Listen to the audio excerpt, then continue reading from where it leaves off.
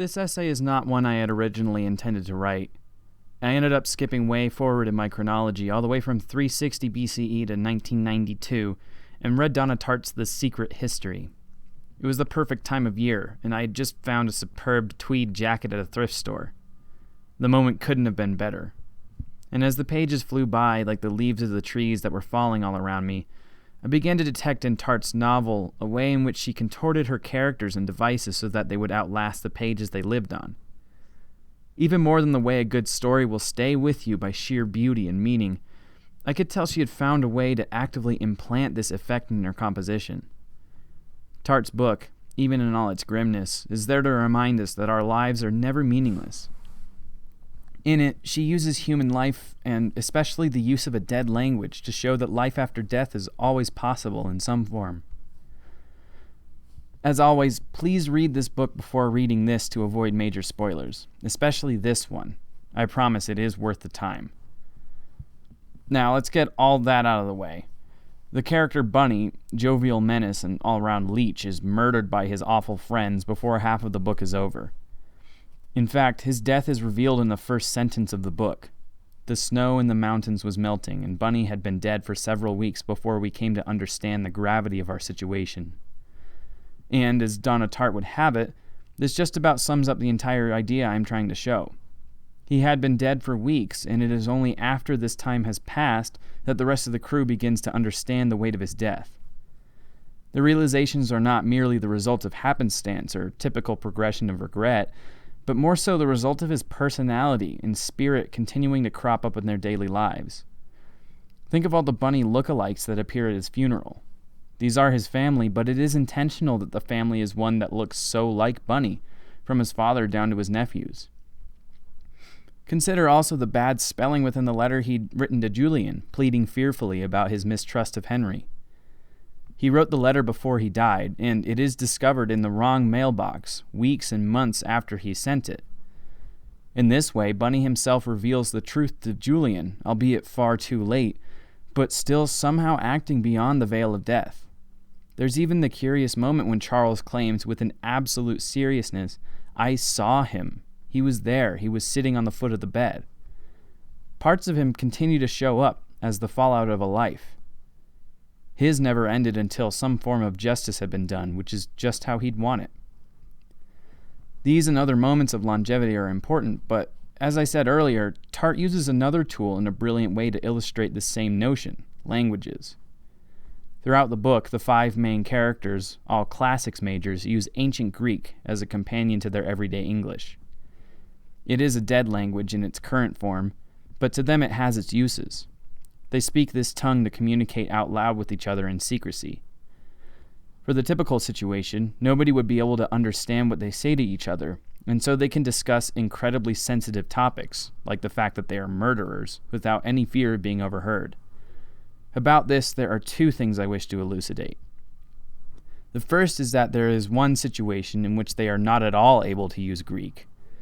Toward the end of the novel, at lunch with Julian, Francis and Richard are nearing a breakdown together because they know the incriminating letter from Bunny is on his desk. Julian, their classics professor, is as fluent in Greek as he is able to breathe, and Richard has this to say: "I realized that something we had always relied on was the ability to communicate whenever we wanted. Always, previously, in an emergency, we could throw out something in Greek under the guise of an aphorism or quotation. But now that was impossible. Suddenly, they are caught in a situation where the dead language they relied on so much is no longer as dead as they'd like it to be. It has resuscitated ever so slightly, and it has encroached upon their safety.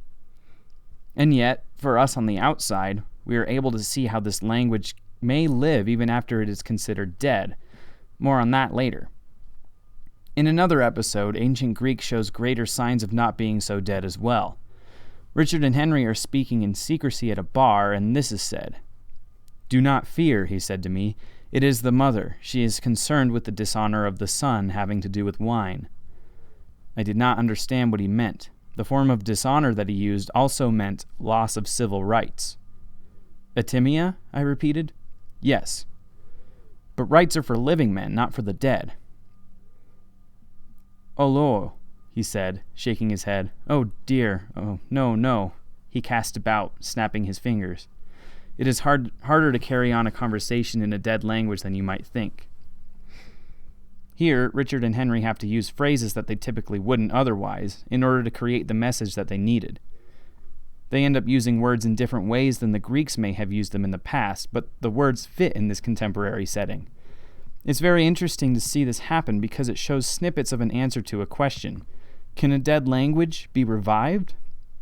I was heading down this road just a moment ago, and now we will explore it more fully.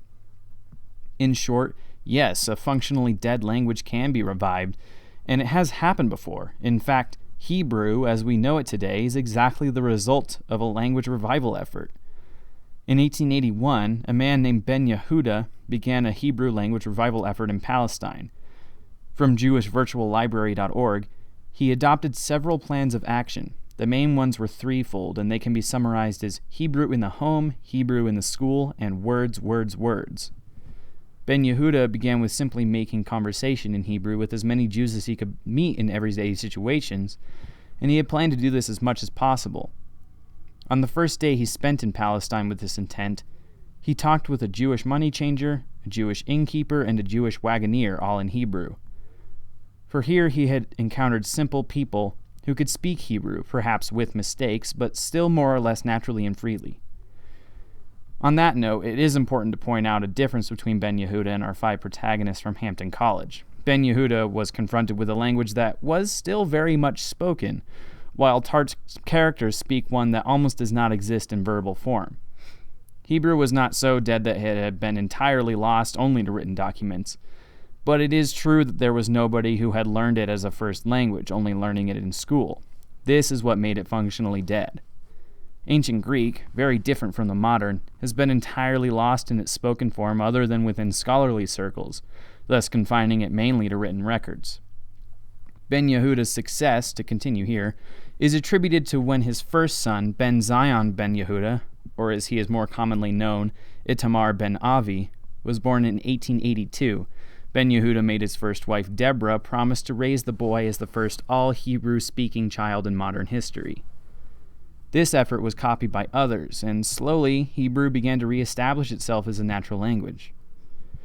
So, languages clearly can be revived, or more importantly, they can be useful in terms of cultural perspective, narrative, hermeneutics, far after they are considered dead.